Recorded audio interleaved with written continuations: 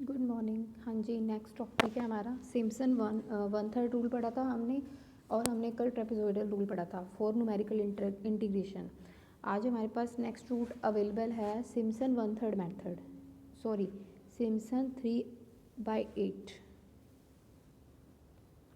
Method. ठीक है, Simpson 3/8 का फॉर्मूला ये है, देखो 3h/8 y0 प्लस yn का मतलब है first ordinate plus last ordinate plus 3 times of, इसमें आपने रखने यहाँ से देखो ये फॉर्मूला इधर से, ये तो उसकी डेरिवेशन है 3h/8 y0 plus yn first plus last ordinate plus 3 times of intermediate ordinate जो भी बचेंगे इनको मैं बाद में बताती हूँ। पहले ये देखो 2 टाइम्स इसमें ये रखने यहाँ पे रखने होते हैं 2 टाइम्स 3 के मल्टीपल, यहाँ पे फर्स्ट आ गया लास्ट आ गया, यहाँ पे 3 के मल्टीपल वाली इंडिसेस मतलब y3 6 9 12 yn -3, और जो बचेंगे ना जैसे y0 इसमें आ गया y1 बच गया, y1 इसमें लेना है, y2 इसमें लेना है, फिर इसमें 3 के मल्टीपल वाले इसमें लेने हैं, ये देखो फिर y4 इसमें आएगा, 5 इसमें आएगा, फिर 6 इसमें आएगा, 7 इसमें आएगा, 8 भी इसमें आएगा, 9 इसमें आएगा। ठीक है, तो ये फॉर्मूला वर्क कैसे कर रहा है 3h/8 टोटल के बाहर ये first indices y0 plus yn,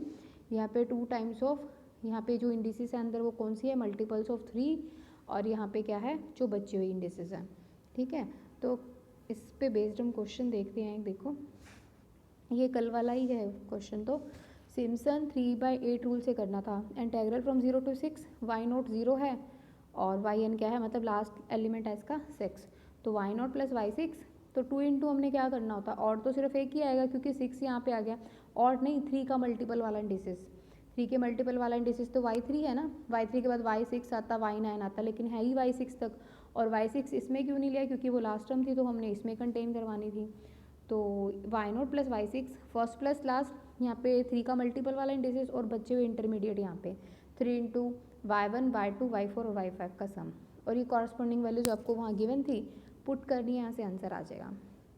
उसके बाद एक हमारे पास आता है वैडल्स रूल। वैडल्स रूल का फॉर्मूला हमारा चलता है, सेम क्वेश्चन हमने चारों मेथड से किया था, ट्रेपेजोइडल से किया था कल, सिम्पसन 1/3 से किया था, this is the Simpson 3/8 and this is the Weddle rule. Weddle rule क्या कहते हैं 3h/10, सिर्फ इसका फॉर्मूला ध्यान में रखना, y0 plus 5 into y1 plus y2 plus 6 into y3 plus y4 plus 5 into y5 plus y6, इसमें सारी वैल्यूज पुट कर दोगे आपका आंसर आ जाएगा। और नॉर्मली अगर इसको बोलें कि इसको एक्चुअल सॉल्यूशन से कंपेयर करो तो 1/1 प्लस एक्स स्क्वायर का होता है, tan इनवर्स होता है इसकी integration, tan inverse x 0 to 6 limit put करेंगे तो tan inverse 6 minus tan inverse 0, tan inverse 0 तो 0 हो जाएगा, तो tan इनवर्स 6 की वैल्यू ये है। अगर ऐसे देखो क्वेश्चन आएंगे ना, क्योंकि वहाँ तो वो ना तो हमें ट्रिग्नोमेट्रिक टेबल अवेलेबल कराते हैं, ना तो वो हमें एक्सपोनेंशियल टेबल अवेलेबल कराते हैं, तो उसके जो कॉरस्पॉन्डिंग टेबल्स हैं ना, जो वैल्यूज़ है ना वो क्वेश्चन में मेंशन होती है अगर वो टेबल नहीं दे पेपर में। ठीक है, अब तो आई थिंक ऑनलाइन पेपर होना है तो टेबल्स तो आपके पास खुद की सारी होनी चाहिए क्वेश्चन करने के लिए। नेक्स्ट हमारे पास है, देखो ये वैल्यूज पुट करके उसी को सॉल्व किया वैडल्स वाला। नेक्स्ट एग्जांपल है evaluate x to the power 1/2 e to the -6, first limit ये लास्ट लिमिट ये 0 टू अपर लिमिट से स्टार्ट करते हैं ना, अपर से लोअर जाते हैं approximately by using suitable formula, कोई भी फॉर्मूला उसने बोला अपने तरफ से लगा लो। हमने ना इसको अपनी तरफ से 4 इंटरवल में ब्रेक कर लिया, कल मैंने आपको बताया था इसको बनाना कैसे होता है। अगर हम 4 इक्वल पार्ट्स में ब्रेक करना चाह रहे हैं, upper limit minus lower limit upon हम कर देते हैं 4, अगर हमने 4 में ब्रेक करना है।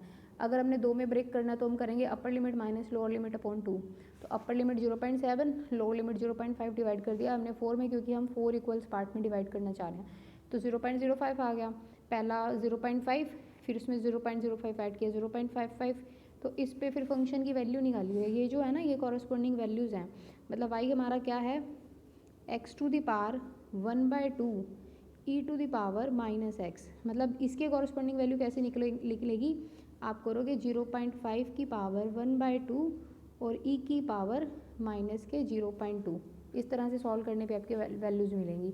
ये सारी वैल्यूज़ आप क्या करोगे फंक्शन में 0.5 रखोगे x के प्लेस पे, इस वाले फंक्शन में ये वैल्यू आ जाएगी 0.55 6075, कहाँ तक जाना है आपने, जहाँ तक आपकी लास्ट लिमिट है, ये वैल्यूज़ आ गई। तो उसने कुछ भी नहीं लिखा होता कौन सा फॉर्मूला यूज़ करना है, उसने बोला था सूटेबल फॉर्मूला यूज़ करना है, तो सबसे ईजी तो हमें यही पड़ता है सिम्पसन 1/3 क्या होता है h/3 first plus last plus 4 into odd terms, odd जो ऑड इंडिसेस वाली होती है 1 3 5, और 2 इंटू इवन इंडिसेस वाली। इवन इंडिसेस वाली अब y4 तो इसके अंदर आ गई, तो इसके अंदर सिर्फ y2 वाली आएगी। ये हमने ऊपर वैल्यूज़ निकाली थी टेबल में, ये सारी वैल्यूज़ यहाँ पुट कर देनी है, ठीक है। उसके बाद नेक्स्ट क्वेश्चन हमारे पास आता है the velocity v of a bike we start from rest is given at fixed intervals. अब ये फिक्स दो के गैप में हमें इंटरवल दिए हुए हैं, ठीक है। वेलोसिटी दी हुई है। वेलोसिटी क्या होती है, ऐसे अगर हमारा डिस्टेंस है तो उसका with respect to t time differentiate, time के रिस्पेक्ट में डिफरेंशिएट करते हैं तो हमारी वेलोसिटी मिल जाती है हमें। तो ये हम कर रहे हैं, ये भी हम सिम्पसन 1/3 से कर रहे हैं। देखो h/3 first plus last ordinate, 4 into odd and 2 into even indices वाले। 2 4 6 8 आएंगे ना, क्योंकि ये 0 से 20 है, 0 से 10 है ये मेरे ख्याल से, 0 से 10 ही है। एक मिनट, एक सेकेंड, ये क्वेश्चन में ये हाँ 20 तो इसकी लास्ट वैल्यू है ना, बट इंटरवल कितने हैं, ये 10 ही है ना, 2 से लेकर 20 तक, तो 20 इसकी लास्ट वैल्यू गिवन है, बट ये है 10 है। देखो 2 4 6 8 10 12 14 18 और 20, ये 10 है टोटल। तो जो इसका V10 है ना, ये हमारा जाएगा 10 तक, ठीक है। तो integral from 0 to 20 v dt, Simpson 1/3 rule, h/3 v0 plus v10 first plus last ordinate plus 4 times of odd indices plus 2 times of even indices. तो ये आपको सारी वैल्यूज गिवन थी। इंटरवल्स में 2 2 का डिफरेंस था, h हमारा आ गया 2 और स्टार्टिंग पॉइंट था 0, t पे वेलोसिटी भी हमारी 0 थी, क्योंकि टाइम 0 पे हम वेलोसिटी कैसे निकाल रहे हैं, डिस्टेंस का with respect to time differentiate कर रहे हैं ना। तो अगर टाइम t 0 है तो हमारी स्टार्टिंग वेलोसिटी भी 0 रहेगी। उसके बाद v0 v1 v2 इनको इस तरह से हमने फाइंड आउट कर लिया। उसके बाद s फॉर्मूले में वैल्यू पुट कर दी, h के प्लेस पे हमने रखा 2/3 first plus last, 4 into odd indices वाला ऑर्डिनेट्स का सम कर दिया, प्लस 2 इंटू इवन इंडिसेस वाले ऑर्डिनेट्स का सम कर दिया, ठीक है। नेक्स्ट क्वेश्चन हमारे पास, solid of revolution is formed by rotating about the x-axis the area between the lines x equal to 0 and x equal to 1 and a curve through the point with the following coordinates। ये values आपको given है x की, corresponding y की values given है। Width इनकी कितनी दे रही है, देखो 0.25 का गैप है, तो h हमारा कितना बन गया 0.25, इंटरवल हमारा कितने हैं, वैल्यूज़ y0 से लेके y1 y2 y3 y4 4, ठीक है। तो इंटेग्रल फ्रॉम 0 to 1 था। अब ये कह रहा है the required volume of the solid. अगर रेवोल्यूशन अबाउट एक्स एक्सिस होता है ना, तो उसका रिक्वायर्ड फॉर्मूला ये होता है, integral from 0 to 1 pi y square, ठीक है। इस तरह से ना, ऐसे एक्स एक्सिस के अबाउट ये रिवॉल्व हो रहा है ऐसे, ठीक है। तो ये पूरा 0 to 1 जाके और एक मतलब ये सर्कल की तरह आ रहा है ना, तो इसके लिए हम इसको क्या लिख के चलते हैं, पाई वाई स्क्वायर, ठीक है। तो पाई तो एक कांस्टेंट है, इंटीग्रल से बाहर चला जाएगा, तो वाई स्क्वायर आ गया इंटीग्रल के अंदर, तो वाई स्क्वायर फंक्शन है अब आपका।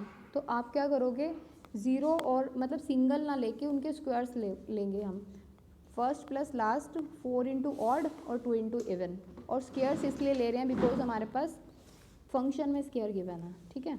तो ये सारी कॉरस्पॉन्डिंग वैल्यू जो हमने निकाली ये पुट करके इसको कैलकुलेट किया गया। Thank you.